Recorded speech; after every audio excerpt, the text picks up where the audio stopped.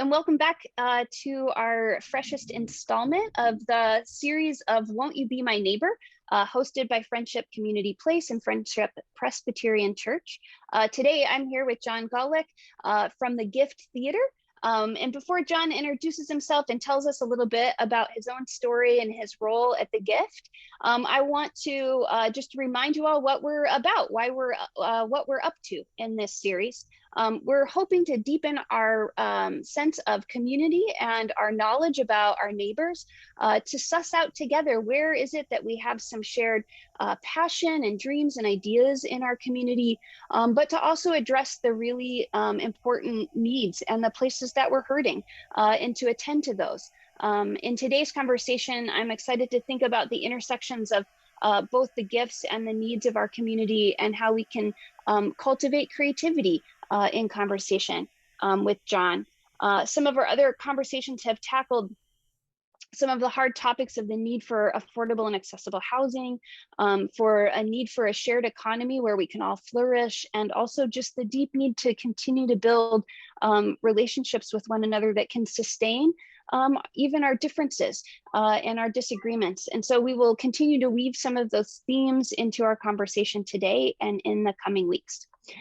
John Gawlik, thank you so much for being with us. In the spirit of Mr. Rogers, let's start by you telling us some things about yourself, what makes you uniquely you, and the Gift uniquely the Gift. Sure, it's great to be here, so thank you so much. Real quick about my background, I grew up in the western suburbs in Wheaton, Illinois. I was introduced to the arts through my parents.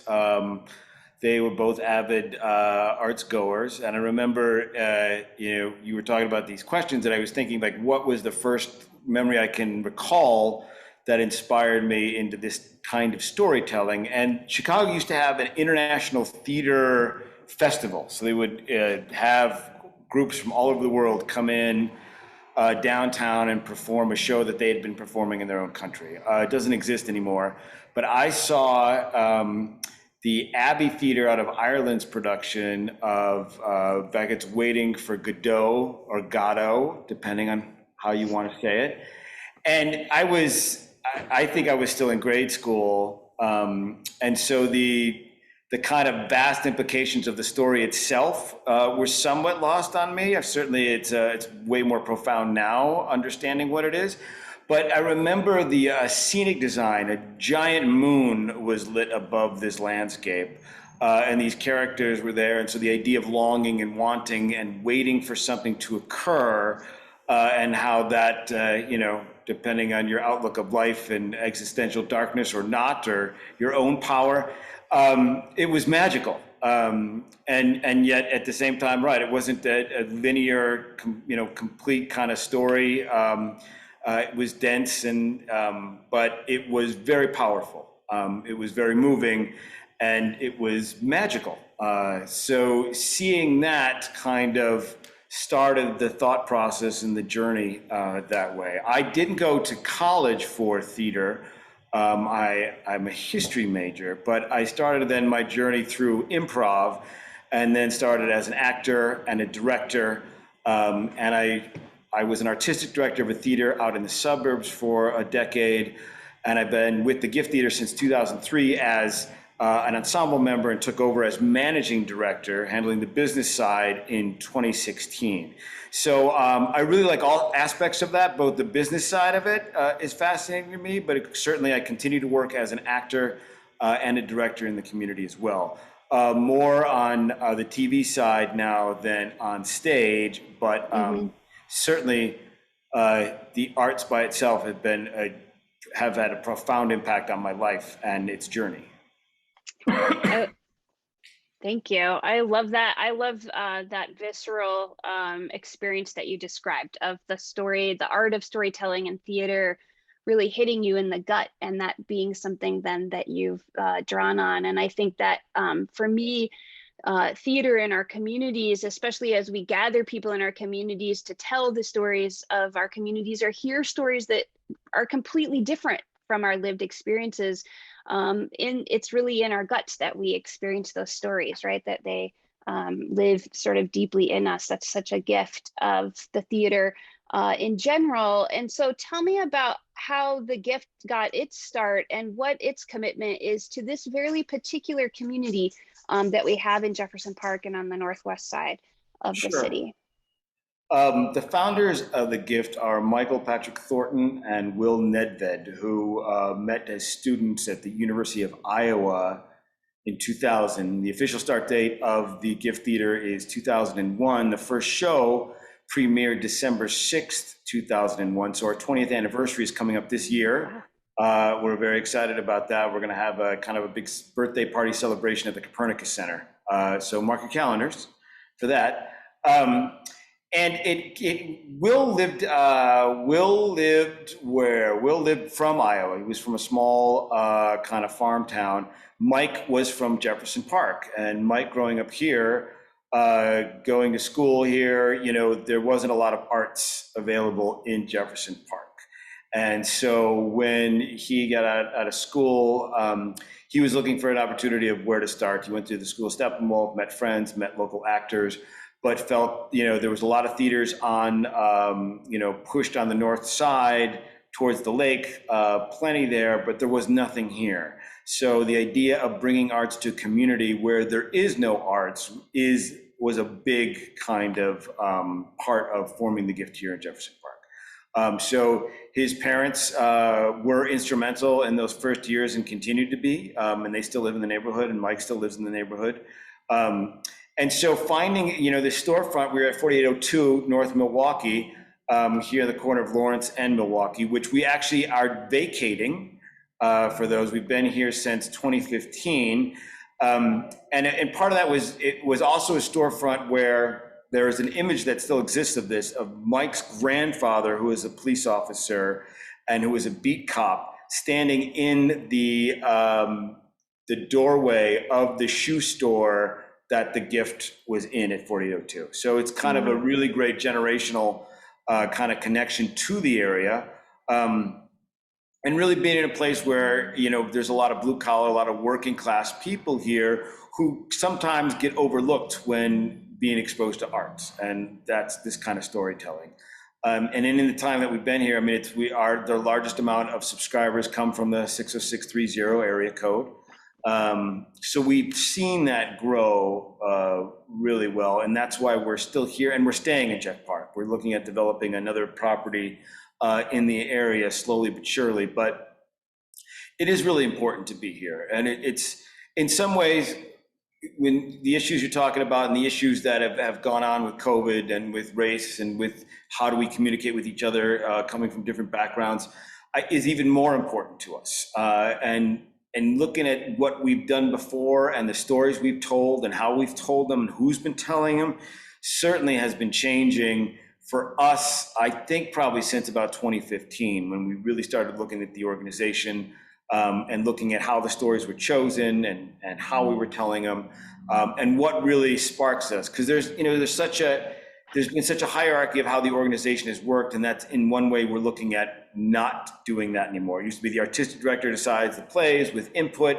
Now we're looking at more of a horizontal structure of choosing the story, so people are represented on different years to be able to communicate those stories. And certainly my reaction to a play, like I talked about as an audience member, it's always different when on the artist side deciding what story to tell, but not knowing where each individual audience member is going to be ready to receive X, Y, or Z message or what they're going to get out of it. It's all a big gradual process at the end of the day. If it inspires you to be sitting in a group together in the dark, to laugh together, to cry together, to acknowledge big issues or small issues like aging parents or disability or just flat out laughter, that all can come into play in unexpected ways and move you in unexpected ways. And I think that's still the goal. We can't predict how you're going to react to a story. Right. We're going to do the best story we possibly can. And hopefully it's a reflection of what you experience in life that brings you back to wanting to explore that. Yeah, I love that. And I love one of the things I love in particular about theater and performing arts is that even when you, as you said, are telling a story that's been told before, it's never the same every time you have a new set of folks interpreting it and also experiencing it, right? So it becomes this like collective, communal experience each time in a fresh way. And I really appreciate the commitment to bringing that and continuing to cultivate that, in particularly in our neighborhoods. I too come from rural Iowa, small town Iowa, and know also that sense of being overlooked or not maybe being a priority when it comes to opportunities in the arts, and that it's such a gift and such an important tool for hearing and telling our stories. And so I wonder if we could talk a little bit about, we've named a couple times that we're in the midst of this pandemic. We're unsure again of what public gatherings look like in the coming months. And we also are responding, as you said, to issues of race and equity. And I wonder if you could talk a little bit about how what's that been like in the theater community in this last 18 months? Maybe some of the areas where there has been some sense of hurt or loss or things that have really been a struggle. And then also maybe what are some things that you're cultivating creatively, new ways of gathering, new ways of being, or just how you're responding. And that could be at the gift or as in the wider community of the arts as well. Sure. Um, yeah, and it's something that we've certainly spent a lot of time, like a lot of organizations, thinking about and dissecting and looking at what we're doing, and certainly something we were doing beforehand, even with regards like to the mix of our ensemble that used to be predominantly white, has become much more integrated in the last few years and seasons pre-COVID.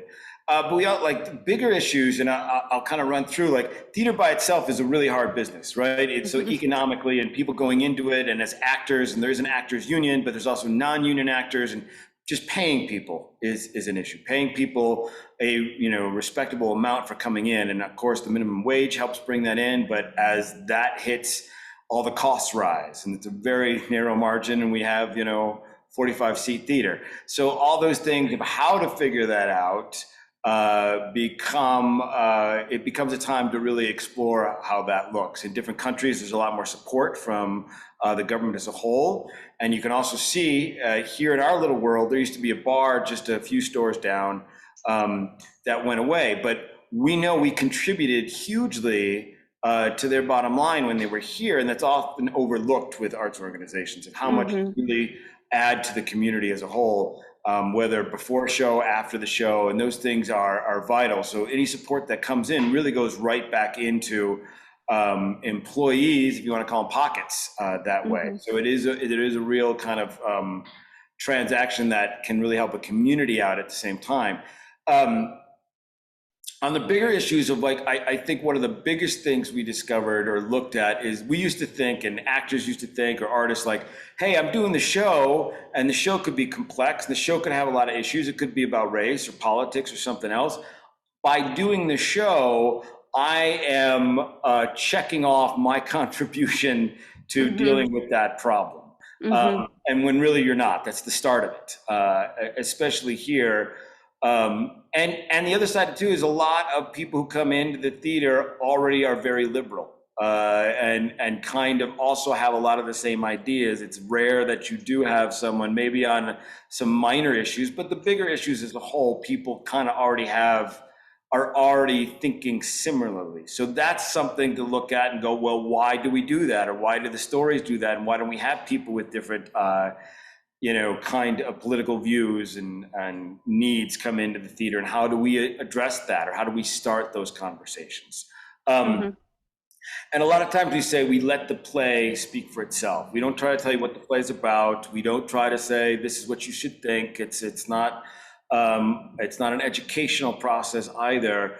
We really want you to react, and off of that reaction, maybe explore what those topics are. And I think that's a big part of moving forward when we do return, which we will next year with plays, is to extend a discussion afterwards. It's really that, and again, our lobby was really small, but that bar again was vital because that's where people would go to discuss. Uh-huh. And Mm-hmm. that's where maybe there might be someone on stage who you normally don't interact with, whether they be someone who's gay or trans or black or Chinese in some different way, that maybe you're exposed to it in a way you weren't before, on that simple level. And Mm-hmm. then get into the context of the play and get into the context of how you view things. I think that's a big part, that our kind of blind spots were always around. We're doing the play, so therefore we've kind of accomplished something, when, especially in I think this community, there's a lot more to be done and a lot more actionable items Mm-hmm. to let the play that we've just worked so hard on speak to a variety of issues. And it doesn't mean Mm-hmm. all the plays have to be about that either. Right. That's not there's so many different stories. It can be just about the struggle of life, the struggle of getting up in the morning, whatever it is. Having a shared conversation about that really does further the discussion to it. I that's really helpful. It makes me think about it. It requires some risk and vulnerability too, right? On the part of both the makers of the piece, the art, the theater. I'm thinking about it as you were talking. I was thinking about I'm a visual artist, and how reluctant I am when somebody says, like, tell me about this piece of art you've made. What's it about, or what does this mean? And similarly, I think visual artists want work to speak for itself, and they want the complexity that comes when people engage with the art, and actually it gets more complex and more storied and more layered with each new engagement.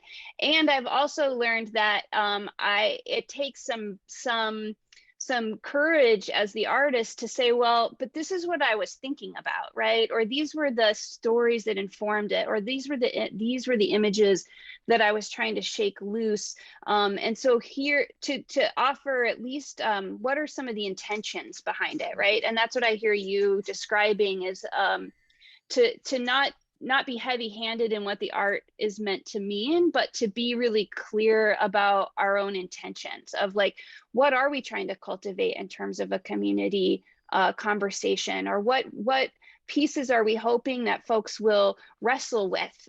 Maybe what questions are we hoping folks will wrestle with? So not to give answers, but to give a little bit of a container for sort of taking ownership and responsibility for our own selves in the story, right? That it's not passively offered and it's not passively experienced. Does that make sense? Yes, yeah, absolutely. I mean, and I could say, like, something we say at the Gift is that love is our North Star. We try to lead with love, not overtly in, like, here's a bunch of hearts, cartoon hearts manner all the time, but that the idea that whether you're an artist or an audience member, that when you approach the Gift, our doors or our arms are open to having you come in and feeling that we want you here.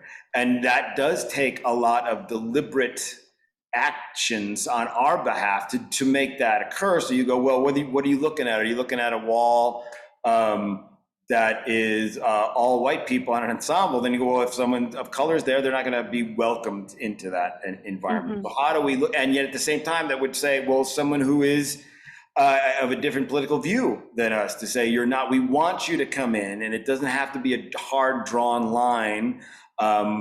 Whether we're not going to accept your point of view or not, here we're looking at hashing them out. Because at the end of the day, life, and wherever point you are on it, is hard. It can be very hard at times. It can be very hard just to describe, to find meaning.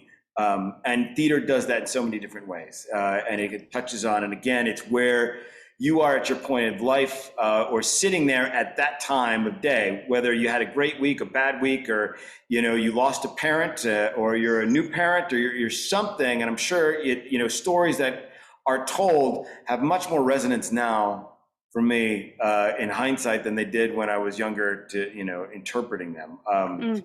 Waiting for Godot, obviously, is a big one that you can return to over and over again. And you had touched on, right, every show, regardless if the play's been done before, every time you do it with a new cast and team, it's a world premiere. It becomes that. It's that interpretation, because the personalities are involved in it. Mm-hmm. The gift we say also that a show never closes until the last person stops thinking about it. Mm. It's sort of like whatever in your head when you have a memory of something from your childhood or a story or a book or a movie. Certainly, that does live on. That's the ephemeral kind of timestamp of that piece, and so it's comforting to know that while our work can be over in 90 minutes or 2 hours and it's not taped most of the time and you walk away from it with what you walk away from, our hope is that whatever it is, if it's a moment or something, or for me, the moon and Waiting for Godot sticks with you, then those artists, that contribution is still alive. That storytelling is Mm-hmm. still alive. It does affect people. And it might not be some major change while you walk out and go, oh my gosh, I was a horrible person. Now I see my ways. It's not like a Charles Dickens That's what I was transformation, thinking. Yeah. right? For any of us. But and like I said, that's the part where a lot of theater audiences do have a like amount of thinking, but it's like in subtle ways and it's subtle shaping, or it's Mm-hmm. inspiring someone who goes, I didn't know storytelling could do this. Mm-hmm. And in so many different ways, like I'm sure we're going to see a lot of things come out of like sort of COVID plays, and some are going to be terrible. They're going to be like Odd Couples that are done with, in quarantine. Yep. There's going to be some that take place in other places that have nothing to do with COVID, yet they're absolutely about COVID, and they're going to be Mm-hmm. brilliant. They're going to show, the complexity of that, or it's going to take years to find that. But Yeah. the need to tell the story, the need to be with a group of people, and the gift has an ensemble, so it doesn't just hire actors to produce plays. We're not a director-driven group. It's also a group of people that have become my friends, my very close friends, Mm-hmm. and we celebrate weddings and births, and also gather together in sorrow with the loss of company members. Mm-hmm. And our patrons, some of who have been with us for a very long time, also get to watch our life cycle from a different perspective, aging through roles and in Mm-hmm. places as well. And so and goes back then to community, because the community can be here in Jet Park. It can be those stalwart kind of audience members that have been coming to plays here for almost 20 years, and that bond that's created, it doesn't need to be a worldwide huge bond. It exists on a much smaller scale, but it's incredibly important, incredibly defines our Mm-hmm. lives together. Yeah.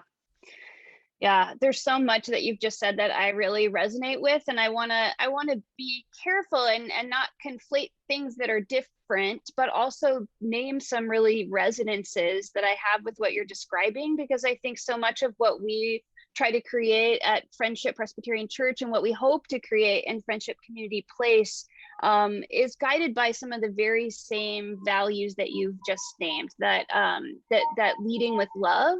And part of leading with love is more than words. And that has to be demonstrated, right? Whether it's demonstrated, what I hear you saying is it's demonstrated in everything from the imagery of a set that's created, to the actors who are embodying characters, to the plays that are chosen and whose story is being told and from whose perspective is it being told. And those are all ways to actually embody this value of leading with love. And I think about how when Friendship needed a place, you all opened your doors to us and shared your theater space with us.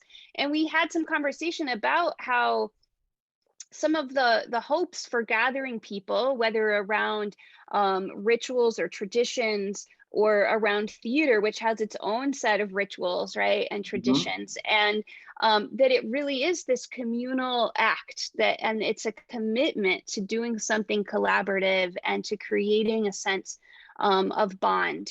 And so I just want to lift up how deeply that resonates with me in terms of what we try to embody too at Friendship, and what we have come to believe is so important, is that those very threads of connection that you're describing, and that they take lifetimes to foster, right? That it's not just one play, one time, one group of people, but that there's this sense of seasons have passed, and the growth and the community and the friendships that you've created inform every part of your process. Yeah, and to that point, I mean, having friendship, um, you know, partnering with us was terrific, and it was another sense of, well, what can we do in the community, and something that is leading all of our discussions with our new location is like, how can we be open all the time to the Mm-hmm. community in things that aren't necessarily always seen as theater. Mm-hmm. And it's more about being available for any discussion to take place with inside Mm-hmm. that, and also offering a space for groups and for conversations to occur. That's the big thing. And right, we talk about, you mentioned earlier about the theater community as a whole. There was a reckoning during COVID, and a much needed one, and it from on so many levels. And again, a lot of it dealing at the end with who gets to tell whose story and how do we tell it, and are we representing enough? And no, we weren't prior to that. And yet to our audience and to the stories they see, your life is of course that much richer, being exposed to more perspectives than you were before. And at first it could be a little scary, and it could be, okay, this is different. Is this what I want? What do I want to see? But it's just like anything else. You don't necessarily have to love every play we do. But you love the theater. At the end of the day, you're going to sell a show, it could be a hit show, and you're going to get a lot of people coming in for that hit show who are never going to come back to that rest of that year until you have like another hit show that has a buzz to it. But the people as a whole come to the gift because it represents something for them. Mm-hmm. And that they're going to go, hey, maybe I don't like that show as much as I like this show, or what. But the idea is you're coming here, and it becomes, like you said, a ritual. I come here Mm-hmm. 4 times a year. I sit here and I express this, and it has a profound effect on me somehow. I Mm-hmm. feel like this is a place that I want to be and spend my time because it does something for me when I'm here. And yes, the show is important, and it's important to have a show that hits in the right way enough times for you. But you're not as much concerned always like that's it, I'm leaving the gift, because it's always much more than that for those people. And we find that with, I mean, I'm talking like it's a brand, but it is a brand, and it does have that effect. It's not just designed in some of the ways like Starbucks is to Right. attack you into the organization. Yeah, well, I think that raises for me always, like, as artists and folks who are offering these creative and collaborative spaces in our communities, that there's always that tension, right? Like you named at the beginning, like folks need to eat, right? And they need stability, they need healthcare, they need and the arts community in this country has often run on a gig economy. Like artists are really sort of the original um uh Right. gig folk, right? And so the need is real, right? To have a sense of consistency and a sense of commitment and investment on the part of the community. But I also think the arts are a place where we've learned to struggle and to push back on some of the values of capitalism, right? Where it's not only about a productivity or a production or a consumer model, it's this invitation that I hear you describing, like an invitation to a greater sense of community, an invitation to a process over time of learning, not coming to each play 4 times a year as simply a consumer, but coming as someone who is invested in learning and invested in an experience, and curiosity, and this sense of like we're doing something together. And I think the arts often offers an alternative to that hyper branding model. And also, we want to hold up the need to continue to think about how do we invest in the arts and the arts community in a way that it can thrive, so that we can continue to build on it and value the ways that it contributes to the hyper local economy, like you were describing, but also to the local sense of identity. I think of the gift as very much a piece of the identity of Jefferson Park. And I know that that's a shared vision and experience of the neighborhood.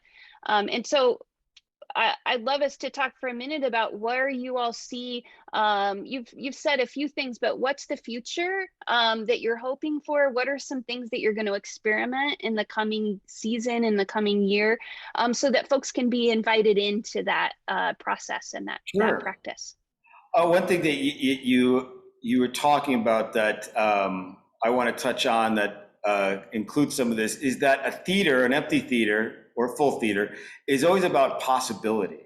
Like we'd come in and we'd see the church set up within our space and how you're using it, and it would be wonderful to see that. It would be, heartwarming to see that how the space is being used when it's either empty or it's filled with a set. But an empty theater is full of potential and possibility. The same goes for how you cast a show or the stories you're telling. They're full of possibilities, and as we look to be more inclusive, and we look at storytelling, we look at the way things are told, it's a possibility for another creative way to look at something and go, oh, I wouldn't have thought it that way, or previously most of society had looked at it only this way, but wow, that's a different way I didn't think about. And I'm open to that possibility. I'm open for a scenic designer to come in and go, no, we can fit 2 stories in here. And you go, you're crazy. And they go, no, then they do it somehow, right? And then you're Yeah. walking into a room that's an old shoe store, and there's 2 stories in there somehow, or there's something like crazy in this little, store that you open the door and walk into, and you're transported. And it's a Yeah. possibility, but all that, right? For being like a better society is a possibility, and I think that is a part of what artists can do, on top of showing something in a way that really finally relates to you in a way that might be, if I explained it to you dead on, it might not work. But what we're focused on in the fall, we're not going to open up an in-person show, and we had already decided that long ago, even before like Delta jumped into play. We just weren't ready for it yet. But we do have a 10-part audio series in the style of 1930s, 40s, 50s radio shows coming down that will include almost every ensemble member, along with some celebrity guest appearances as well. It's done like in the film noir kind of style, the Western style, and like a tabloid show style of the old radio shows. That's coming along, and we have half of it recorded now. We're going to get the rest done very soon and launch that in October. We have our big anniversary coming up December 6th, Monday at the Copernicus Center, which will be an indoor event, hopefully still, but that's a large place. And we have a gift lit coming up on September 12th at Chief O'Neill's in their outdoor patio area, where we invite 3 literary members of the Chicago community to do 3 like kind of 10-minute original pieces off of a prompt. And so it's a way to reach out to another artistic community. Usually the prompt is kind of developed in concert with a show we have going on at the time. And so it's a way just to explore different mediums that we don't do. It's called Gift Lit, but we don't do literature, but we do because we've been doing it for many years. But it's a great way to come out. It's like an hour long. It's outdoors, it's terrific. You get to hear unique voices that you wouldn't otherwise, but it's a really great event and everybody can commiserate at the same time. That's what we have going on in the fall. And then next year we have 2 shows, so we're picking up with our scheduled programming from 2020. One called The Vanishing Point by Naomi Izuka, kind of a beautiful menagerie of kind of monologues about kind of a dying town, told mainly through the eyes of a photographer. And then the next one will be world premiere called The Locusts, more of a darker bent. Usually people kind of associate some darker work with The Gift, not on purpose. We're all very happy people most of the time, but we just kind of like this bent. But it's around a serial killer in Florida, but it kind of looks at, some of the bigger issues of gender and power, and explores kind of a place in Florida that's known for Disney World and all this fun, yet there's a dark underlying sense to it. And so that'll be next fall, which is on the docket right now. Wow. That sounds awesome. And I resonate with what you just said. We find that in our work too, sometimes that we are drawn towards pulling threads of what of the underbelly of things, or of the living into to making sure that we make room even for lament and to grieve and things like that. And it doesn't mean that we are unhappy, but this creating space to explore, right? To understand some of the deeper feelings that humans have and humans experience. And I really appreciate when theaters create space for folks for that sort of reflection, and then also just to experience some of these rich stories. So thank you for sharing some of those upcoming projects. I'm really excited about the radio series and watching that unfold. And we'll make sure we share out some of these other opportunities with our neighbors so that we are continuing to come together. One last question for you before we go. I know that you and some other theaters in the area did some work together. We've just had a conversation with Brian Solem, who's part of the mutual aid in Portage Park.